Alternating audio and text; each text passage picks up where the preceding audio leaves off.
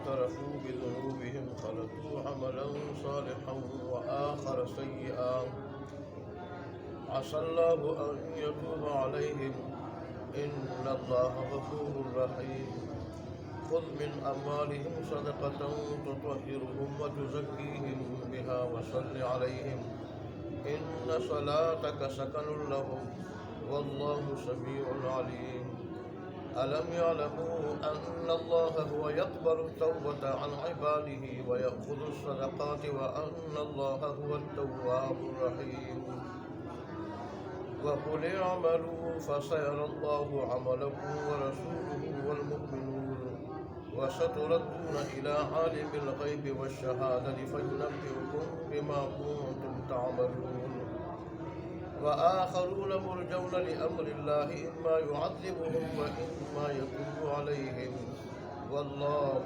عليم حكيم صدق الله مولانا العظيم وصدق رسوله النبي الأمي الكريم ونحن على ذلك لمن الشاهدين والشاكرين والحمد لله رب العالمين. غزوہ تبوک کے سلسلے میں منافقین کا تذکرہ ہو رہا تھا کہ انہوں نے غزوہ تبوک میں بغیر کسی عذر کے اور بغیر کسی مجبوری کے جان بوجھ کر شرکت نہیں کی اور پھر جھوٹے اعذار پیش کیے، تو اللہ تبارک و تعالیٰ نے ان سارے کے سارے جھوٹے اعذار کا پردہ چاک کیا کہ جو کچھ کہہ رہے ہیں جھوٹ بول رہے ہیں، ان کو کوئی عذر نہیں تھا، اور یہ ویسے ہی پیچھے عورتوں کے ساتھ اور ضعیف اور کمزور معذور لوگوں کے ساتھ بیٹھنا پسند کرتے تھے۔ ان کی تفصیل تو ہو چکی، آج کے آیات ایسے مخلص ایمانداروں سے مومنوں سے متعلق ہیں کہ جن کے ان ایمان میں کوئی شک نہیں تھا، مخلص مومن تھے، لیکن سستی کاہلی کی وجہ سے آج کل کرتے ہوئے وہ غزوہ تبوک میں نہ جا سکے، شرکت نہ کر سکے، ان کا تذکرہ ہو رہا ہے۔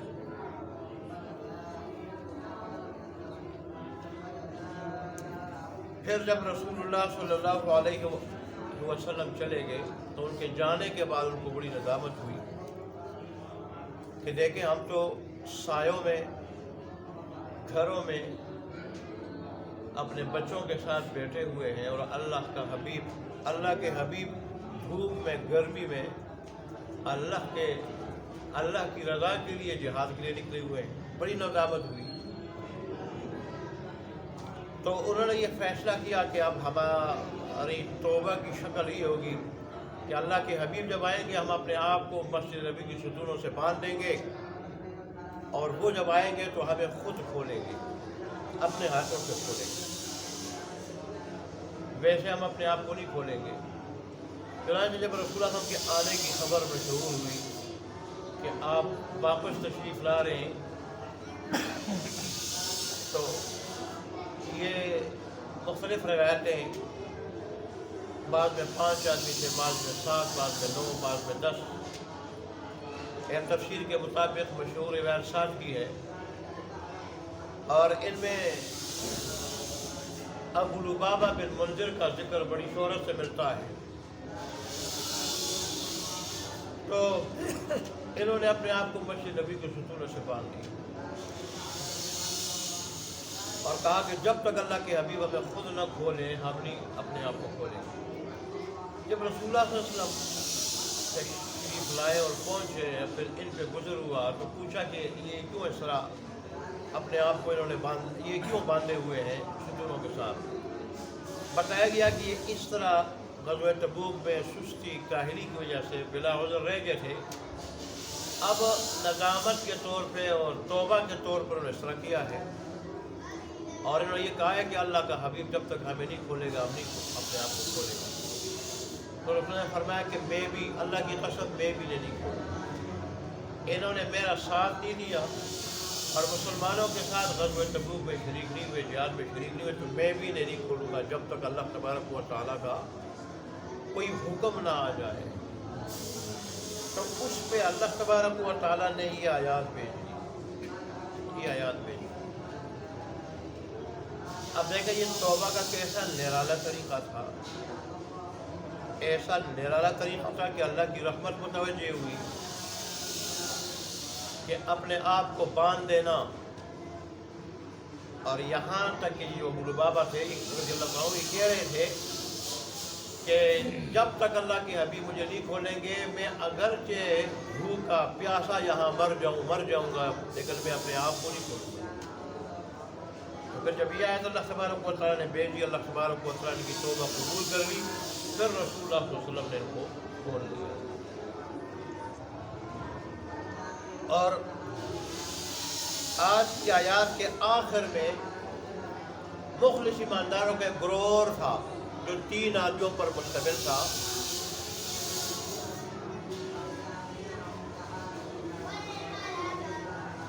ان کا بھی اللہ نے یہاں اشارتاً ذکر فرمایا. اشارتاً وہ بھی نادم تھے, بڑے سخت نادم تھے, پشیمان تھے, توبہ کی انہوں نے, لیکن ان 7 یا 10 آدمیوں کی طرح اپنے آپ کو مسجد نبوی کے ستونوں کے ساتھ باندھ کے توبے کے لیے پیش نہیں کیا. تو اللہ تبارک و تعالیٰ نے پھر ان کا حکم بھیجنے میں بھی تاخیر سے کام لیا. اللہ تبارک و تعالیٰ نے فرمایا کہ باقی جو دوسری جماعت ہے, دوسرا گروہ ہے,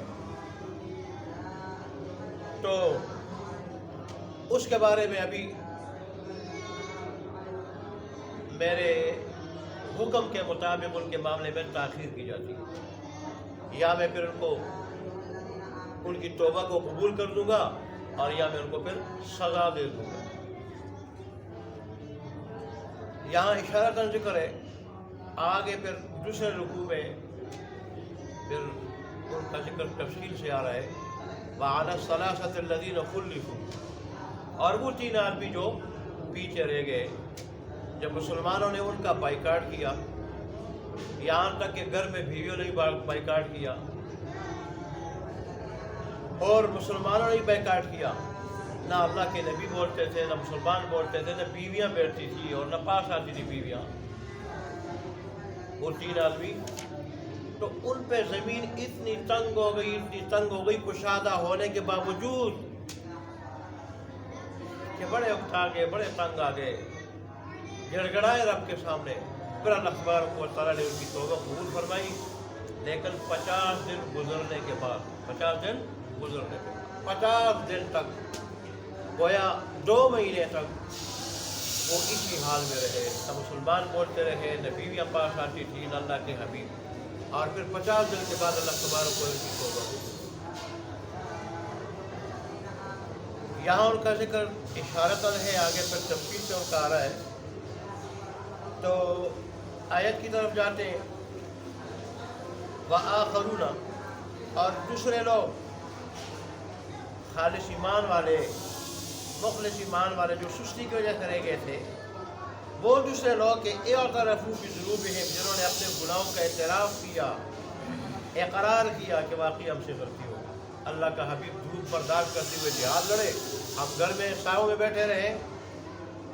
خلطوا عملا صالحا وآخر سیئا, جنہوں نے اچھے اعمال کو اور برے عمل کو ملا لیا تھا, اچھے عمل برے عمل کو ملا لیا تھا. اچھا عمل کیا تھا, نماز پڑھنا, اللہ کے راستے میں صدقہ خیرات کرنا, خرچ کرنا اور عبادتیں کرنا. اور برا عمل کیا کیا, اللہ تبارک و تعالیٰ کے حکم کے باوجود غزوہ تبوک میں شریک نہ ہو. عسى اللہ, قریب ہے کہ اللہ تبارک و تعالیٰ, امید ہے کہ اللہ تبارک و تعالیٰ ان یتوب علیہم, ان کی توبہ کو قبول کر لے, ان پہ رحمت کے ساتھ متوجہ ہو جائے. ان اللہ غفور رحیم, بے شک اللہ تبارک و تعالیٰ معاف کرنے والا مہربان. یہاں سے علماء نے ایک بات نکالی کہ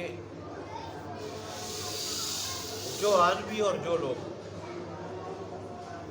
گناہ بھی کر رہے ہیں نیک اعمال بھی کر رہے ہیں، تو ممکن ہے کہ نیک اعمال کی برکت سے اللہ تبارک و تعالی نیک اعمال تو قبول کر لے اور گناہوں کو اللہ تبارک و تعالی معاف کر دے، جیسے یہاں بھی ہوا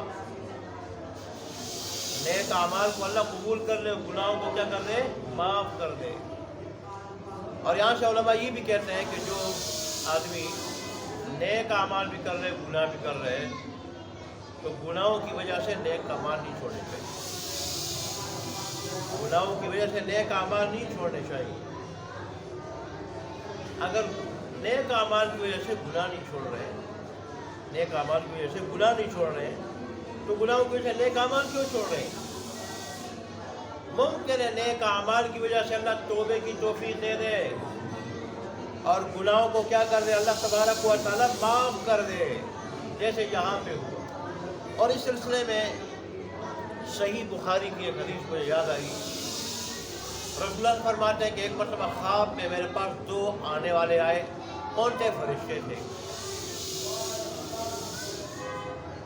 تو وہ انہوں نے مجھے جگا لیا، بیدار کر دیا، مجھے ساتھ لے گئے اور ایسے شہر میں انہوں نے مجھے داخل کیا، وہ ایسے شہر مجھے لے گئے کہ اس شہر کی جو تعمیر تھی، اس تعمیر میں 1 اینٹ سونے کی اور 1 اینٹ چاندی کی استعمال ہوئی۔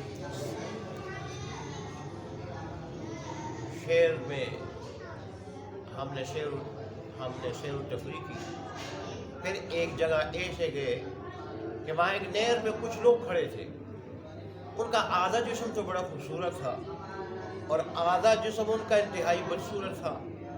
فرشتوں نے کہا کہ اس نہر میں کود پڑو، چنانچہ جب انہوں نے چھلانگ لگائی اس میں اور اس میں انہوں نے غسل کیا، نہائے، جب نکلے تو سارے کے سارے جو خوبصورت، سارے کے سارے خوبصورت۔ انہوں نے پھر کہا یہ وہ لوگ ہیں کہ جو گناہوں کا بھی ارتکاب کرتے تھے اور نیکیاں بھی کرتے تھے، کہ نیک اعمال بھی تھے برے اعمال بھی تھے۔ نیک اعمال کی وجہ سے جسم انتہائی خوبصورت تھا اور برے اعمال کی وجہ سے جسم بدصورت تھا۔ تو اللہ تبارک و تعالیٰ کے حکم سے ہم نے کہا کہ نہر میں کود پڑو، جب کود پڑے انہوں نے غسل کیا تو سارا کا سارا جسم خوبصورت ہوا۔ اس لیے علماء کہتے ہیں کہ جو لوگ دونوں قسم کے اعمال کر رہے ہیں، اللہ کی رحمت سے امید ہے کہ کسی موقع پر اللہ تبارک و تعالیٰ کے گناہوں کو معاف کر دے۔ آج کل بہت سارے لوگ ہیں کہتے ہیں جھوٹ بول رہے ہو نماز کی کیا ضرورت، دھوکہ دے رہے ہو نماز کی کیا ضرورت، جھوٹ بول رہے ہو دھوکہ دے رہے ہو داڑھی رکھنے کی کیا ضرورت۔ بھئی اگر گناہ کی وجہ سے، داڑھی کی وجہ سے گناہ نہیں چھوڑ رہے ہو، نماز کی وجہ سے گناہ نہیں چھوڑ رہے ہو، تو گناہ کی وجہ سے داڑھی اور نماز کیوں چھوڑی جا رہی؟ یہی قرآن مجید کی آیت کہہ رہی ہے، گناہوں کی وجہ سے نیکی مت چھوڑو، نیکی کی برکت سے اللہ گناہ سے توبے کی توفیق بھی دے دے گا اور اللہ اس گناہ کو مٹا بھی دے گا۔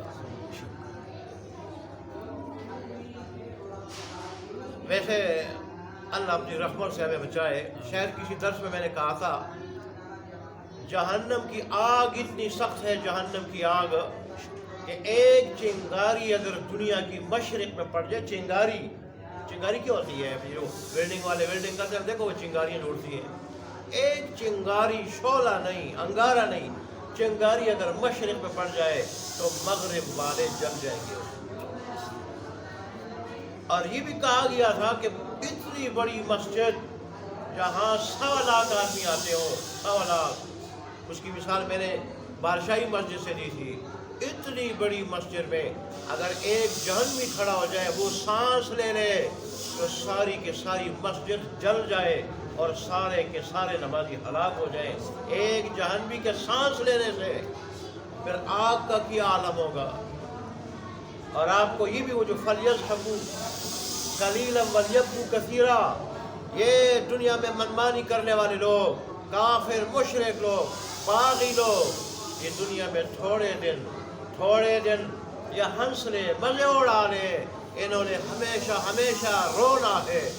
وہاں اس آیت کے ضمن میں یہ حدیث بیان کی گئی تھی، اور پھر یہ بھی آپ کو بتایا گیا تھا کہ جہنمی اتنا روئیں گے کہ آنکھوں میں گھڑے پڑ جائیں گے، گھڑے پڑ جائیں گے آنکھوں میں، چہرے پہ نالیاں بن جائیں گی، اور اتنے روئیں گے آنسو ختم ہو جائے گا، اس کی جگہ خون آنا شروع ہو جائے گا، آنسو ختم ہو جائے گا، اس کی جگہ پیپ آنا شروع ہو جائے گی، اور یہ آنسو اور خون اور پیپ اس قدر یہ چیزیں نکل جائیں گی کہ ان میں اگر کشتیاں چلائی جائیں تو کشتیاں بھی چل سکیں۔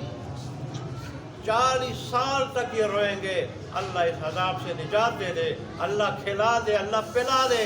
40 سال تک رو رو کے جب مطالبہ پورا نہیں ہوگا مایوس ہو جائیں گے۔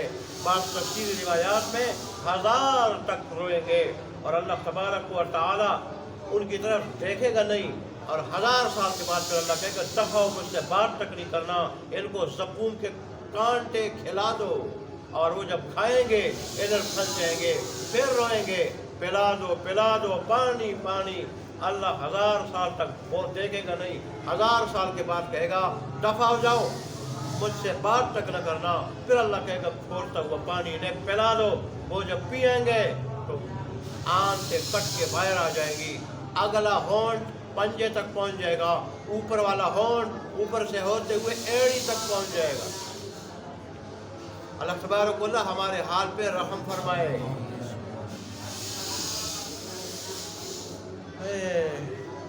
جیسے تقی صاحب کہتے ہیں کہ پہلی چیز اللہ سے مانگنا، دیکھیں اللہ نے پہلی سورہ فاتحہ میں مانگنا سکھایا ہے۔ پہلی چیز ایاک نعبد و ایاک نستعین اہدنا الصراط المستقیم، مانگنا کہ اپنی کوشش سے پہلے کوشش کی توفیق بھی مانگے، کوشش کی توفیق بھی مانگے، کوشش بھی اللہ کی توفیق کے بغیر نہیں ہو سکتی۔ جو بھی کام کریے جاؤ پہلے اللہ سے مانگو۔ بلکہ تقی صاحب تو یہاں تک کہتے ہیں کہ ہمیں ڈاکٹر عبدالحی صاحب عارف باللہ یہاں تک کہتے تھے کہ اگر تمہاری جوتی کا تسمہ ٹوٹ جائے تو وہ بھی اللہ سے مانگو کہ اللہ میں موچی کے پاس جا رہا ہوں تسمہ ٹھیک کرانے کے لیے، پتہ نہیں ٹھیک کر پاؤں گا یا نہیں، اتنی چھوٹی چیز بھی اللہ سے ہی مانگو۔ تو پہلی چیز اللہ سے مانگنا، اور پھر اس کے بعد پھر کوشش کرنا، اسباب اختیار کرنا، لیکن کوشش پہ اسباب پہ نظر نہ رکھنا، نظر اللہ کی ذات پہ ہوگی۔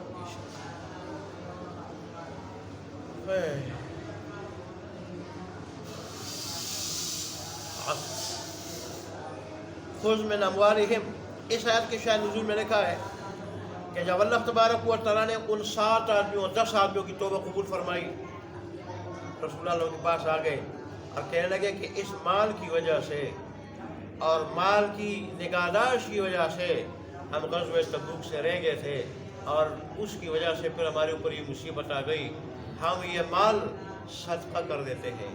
رسول اللہ نے فرمایا مجھے تمہارے مال کے بارے میں اللہ کا کوئی حکم میرے پاس نہیں پہنچا، تم اپنا مال اپنے پاس رکھو، مجھے اس کی ضرورت نہیں۔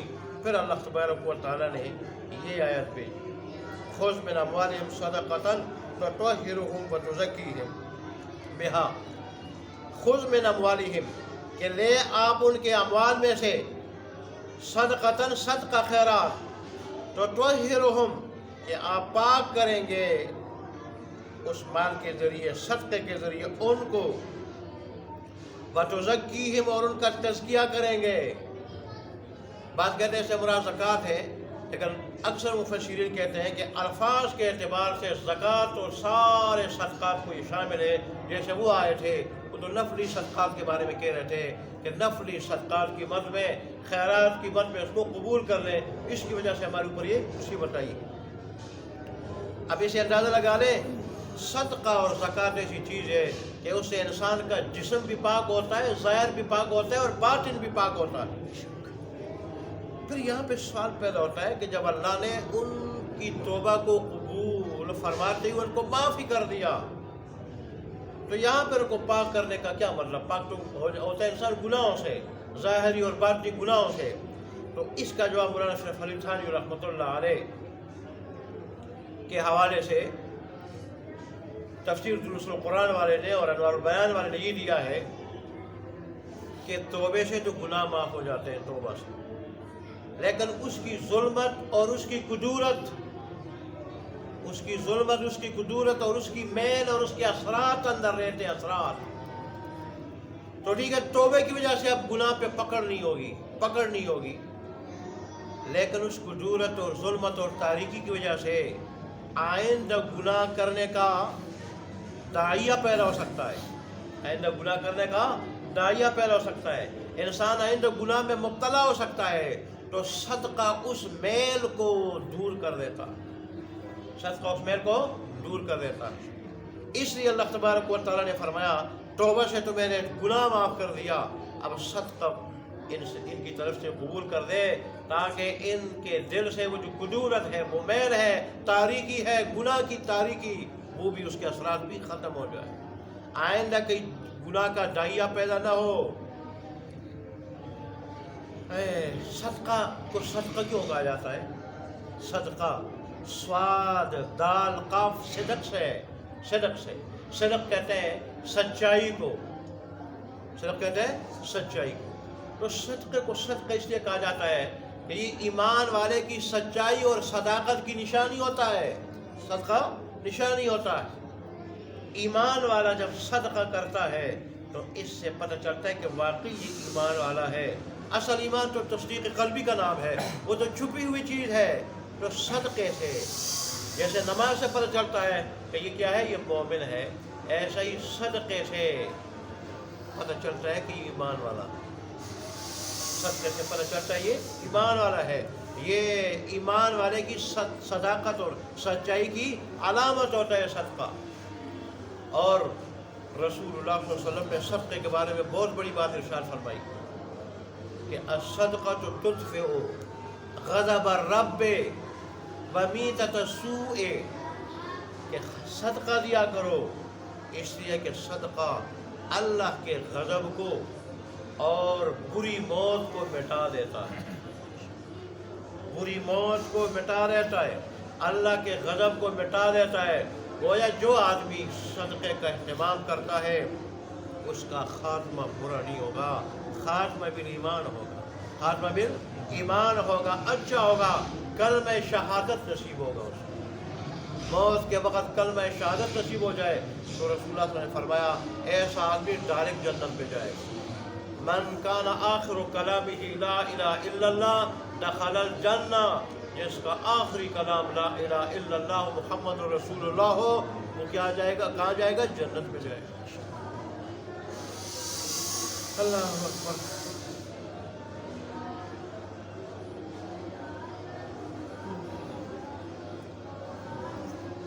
اور پھر آگے فرمایا وَصَلِّ عَلَيْهِمْ،